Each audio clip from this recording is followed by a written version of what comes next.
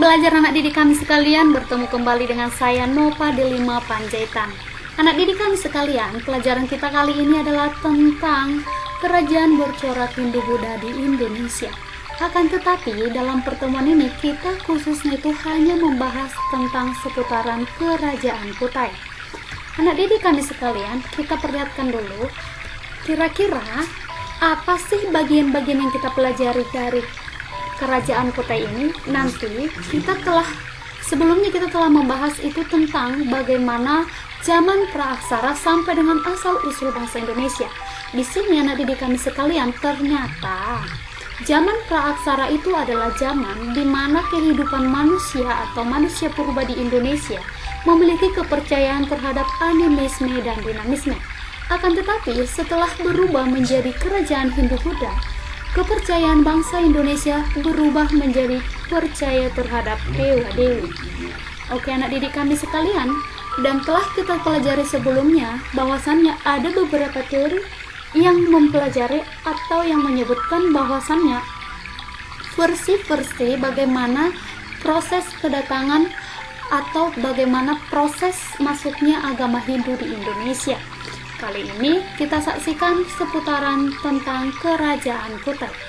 Anak didik kami sekalian, kerajaan Kutai sih letaknya di mana?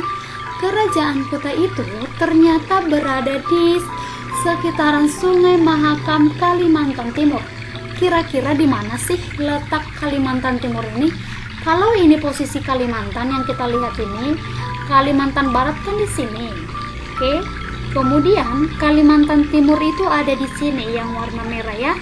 Jadi posisinya di sekitaran ini anak didik kami sekalian.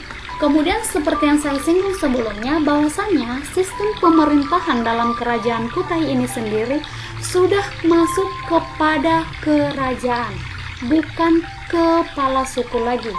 Kalau dia kepala suku pada zaman masa praaksara, seorang leader atau seorang pemimpin itu ditentukan berdasarkan istilah kata primus inter pares. Siapa yang bisa melindungi anggota kelompok, siapa yang bisa melindungi kawannya, siapa yang lebih kuat, maka itulah yang dianggap sebagai kepala suku atau pemimpin.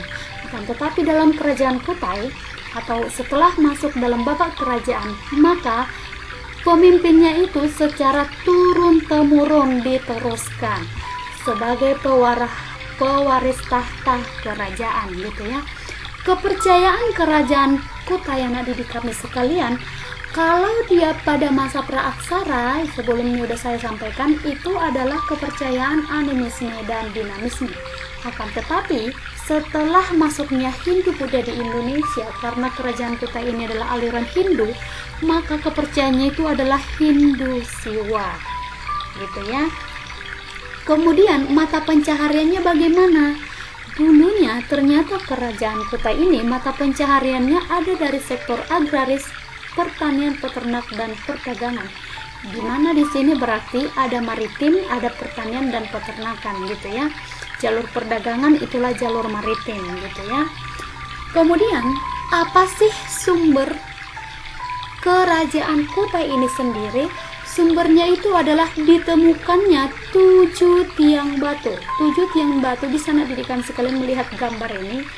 Ini merupakan prasasti yang namanya prasasti Yupa, menggunakan bahasa Sanskerta dan huruf Pallawan, gitu ya. Dan disinilah dibuktikan atau dijelaskan bagaimana kira-kira gambaran kehidupan kerajaan Kutai.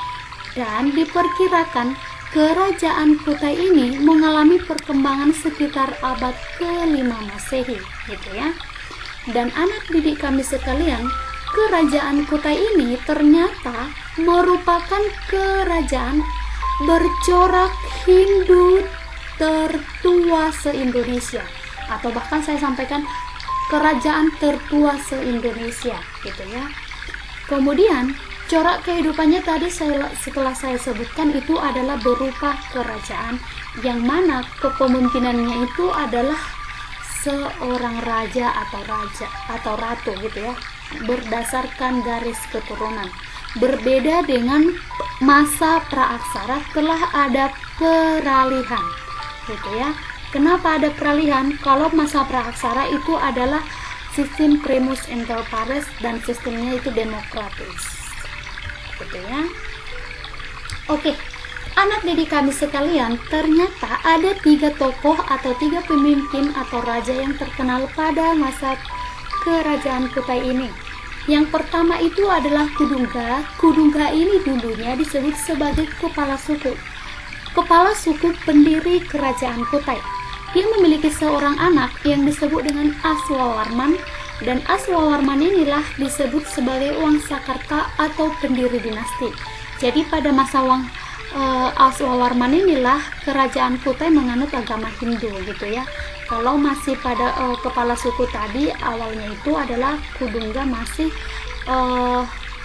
animisme dan dinamisme, belum masuk pengaruh Hindunya, gitu lah ya. Setelah masanya si Aswawarman, pengaruh Hindunya sudah masuk, gitu ya. Kemudian Aswawarman memiliki anak yaitu namanya Mulawarman, dan pada masa kepemimpinan si Mulawarman inilah kerajaan Kutai mencapai puncak kejayaannya, gitu ya. Kemudian apa sih seputaran prasasti Yupa yang telah kita lihat itu? Bisa kita lihat yang pertama itu adalah disebutkan bahwasannya si Aswawarman itu gimana, yaitu adalah disebut Sang Asuman, yang artinya adalah Dewa Matahari, gitu ya. Aswawarman itu disebut sebagai Dewa Matahari. Kemudian dilaksanakan yang namanya Aswameda. Aswameda itu adalah sejenis upacara dengan tujuan untuk memperluas wilayah kekuasaan. Kemudian dilaksanakannya upacara kepada Brahmana. Anak didik kami sekalian masih ingat kan? Kalau di India itu sebelum masuk agama Hindu ke Indonesia, kasta yang paling tinggi itu adalah kaum Brahmana atau kaum pendeta. Jadi dulunya diperkirakan bahwasannya Raja Mulawarman telah memberikan bantuan atau persembahan kepada kaum Brahmana, yaitu upacara sedekah kurang lebih 20.000 ekor. Dari 20.000 ekor apa? 20.000 ekor sapi. Jadi dari sini diprediksi bahwasannya kerajaan Kutai itu dulunya adalah kerajaan yang sangat kaya, gitu ya. Bisa kita bayangin 20.000 ekor sapi. Oke anak didik kami sekalian, apa sih penyebab kerajaan Kutai ini mengalami kemunduran?